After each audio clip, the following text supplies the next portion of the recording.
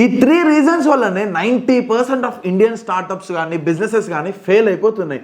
చాలామంది పైసలు లేకనే బిజినెస్ ఆగిపోతుంది అనుకుంటారు, కానీ కాదు. దీనికి 3 రీజన్లు. ఇలా ఫస్ట్ వచ్చేసి ఎవరైతే బిజినెస్ స్టార్ట్ చేస్తారో వాళ్ళ కస్టమర్స్ ఎవరు, అసలు మార్కెట్ ఎట్లుంటుంది అని చెప్పి బేసిక్ అండర్స్టాండింగ్ లేకుండా ప్రోడక్ట్స్ ఆర్ సర్వీసెస్ని లాంచ్ చేసి ఇష్యూస్ ఫేస్ చేసి అటు కస్టమర్స్కి వాల్యూ ప్రొవైడ్ చేయలేక కంపెనీ మీద ఉన్న ట్రస్ట్ని కోల్పోతూ ఉంటారు. ఇక రెండో విషయము, నేను బిజినెస్ స్టార్ట్ చేసిన నా దోస్తులని నా చుట్టాలని తెచ్చి నేను నా బిజినెస్లో పెట్టుకుంటా, వాళ్ళు నాకు దగ్గరలో నమ్మకస్తులు కాబట్టి నా బిజినెస్ని హెల్ప్ చేస్తారు, గ్రో చేస్తారు అనుకుంటావు. ఇది 100% బ్లండర్. ఎందుకంటే నువ్వు బిజినెస్ స్టార్ట్ చేసినప్పుడు నువ్వు ఇన్వెస్ట్ చేస్తావు కాబట్టి ముందో వెనకనో కిందనో మీదనో పడి నువ్వు బిజినెస్ కావాల్సిన స్కిల్స్ అన్ని నేర్చుకొని ఎక్స్పీరియన్స్ని గెయిన్ చేసుకొని కష్టపడతావు. బట్ నువ్వు ఫ్రెండ్స్నో ఫ్యామిలీనో హైర్ చేసుకున్నావు అనుకో, వాళ్ళు కంఫర్ట్ జోన్కి పోయి నీ పైసలు మొత్తం లూట్ చేసి నీ బిజినెస్కి ఎటువంటి వాల్యూ యాడ్ చేయరు. అండ్ ఇక third and most important thing, అసలు మనం ఎట్లా ప్రాఫిటబుల్ ఉండాలి అని ఒక ఫ్రేమ్ వర్క్ లేకుండా బిజినెస్లో పైసలు ఇన్వెస్ట్ చేస్తారు.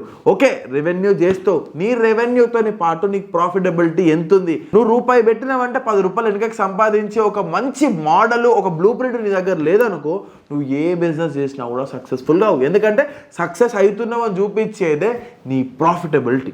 ఏ బిజినెస్ ఫెయిల్ కావడానికైనా ఇవే రీజన్స్. నువ్వు స్టార్ట్ చేసే బిజినెస్ సక్సెస్ కావాలి అంటే proper frame work, proper customer understanding, దాంతో పాటు ఎక్స్పర్ట్స్ని మాత్రమే బిజినెస్లోకి తీసుకొచ్చి నీ కింద పని చేయించుకో, అప్పుడే సక్సెస్ఫుల్ అవుతావు.